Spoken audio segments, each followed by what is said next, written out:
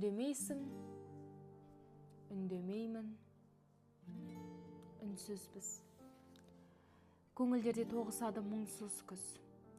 Түйсінсек те іштегі бір алауды үшеумізде тіл қатпаймыз.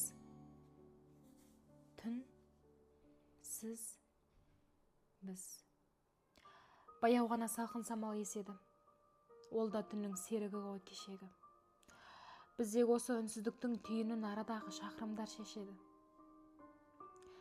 Сен жазбадың, мен жазбадым, жазбадық.